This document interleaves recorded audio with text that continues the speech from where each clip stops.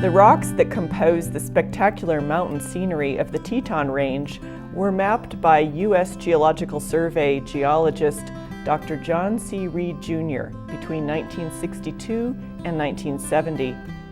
Dr. Reed, an accomplished alpine mountaineer as well as an experienced field geologist, started his geologic mapping in the Tetons following a number of years in the Alaska branch of the USGS, where he produced a geologic map of Mount McKinley National Park, among other projects.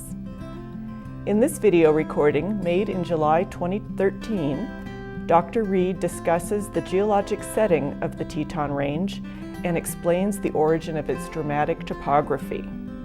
I'm Jack Reed. I'm a geologist with the U.S. Geological Survey, and I'm here today with Professor Carol Frost of the University of Wyoming to talk a little bit about geologic work in the Teton Range. Now, I've worked a lot of places. I've worked in Alaska, I've worked in the southern Appalachians, I've worked in the mountains of Colorado and New Mexico. And in the early 1960s, I was assigned to work with my friend and colleague, J. David Love, to produce a geologic map of the Teton Range and its environment. The Tetons have been studied by probably 3 or 4 generations of geologists, starting with the geologists of the Hayden Survey.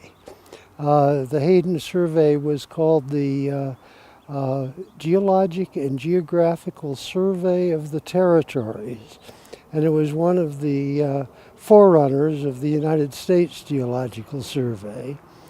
And they were working in the Tetons and Yellowstone in the 1870s. And they were the first ones to really look with the geology in mind. In the early 60s, I was assigned to work with Dave to prepare a geologic map of Grand Teton National Park.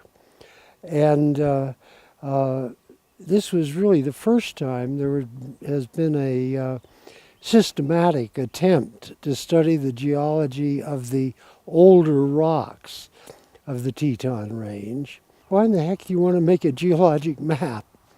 Well, the answer is that the geologic map is the sort of fundamental thing that you need if you're going to try to unravel the geologic story of a mountain range or any other piece of country.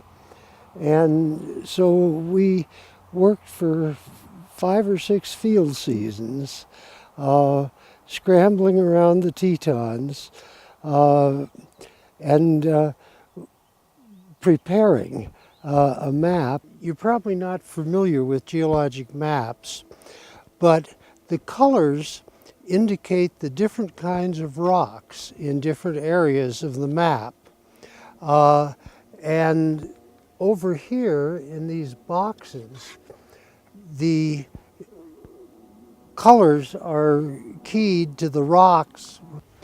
For example, the flat gravel surface that you see behind me here, we are right here.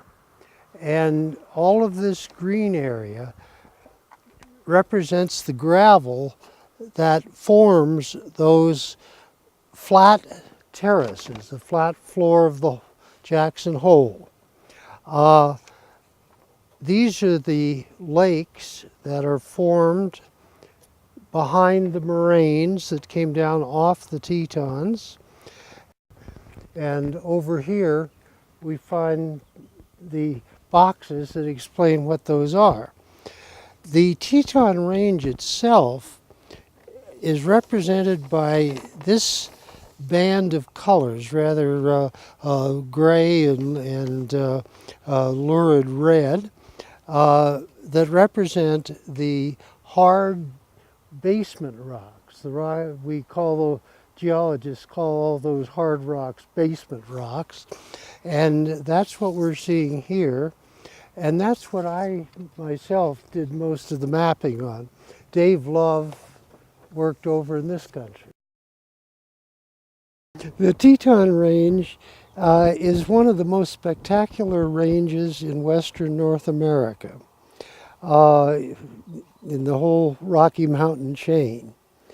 And what makes it spectacular is the abrupt mountain front, the contrast between the flat floor of Jackson Hole and the jagged face of the peaks, which you see behind me here. And the first question that geologists are asked is, why is that? Well, the answer is that the Teton Range itself is carved from a great block of resistant ancient rocks that have been uplifted along a fault zone, the Teton Fault, which extends the whole length of Jackson Hole along the base of the Teton Range. And along that fault, the rocks of the range itself have been uplifted thousands of feet. And the floor of Jackson Hole has been downdropped at the same time. And a few of the rocks which are under Jackson Hole are found on the very top of some of the peaks in the Tetons. And those rocks on Mount Moran, for example, are found at depths of thousands of feet below the floor of Jackson Hole. And it's that uplift of the resistant rocks that have been carved by erosion, by streams and glaciers in the last few million years into the spectacular mountain landscape that you see today.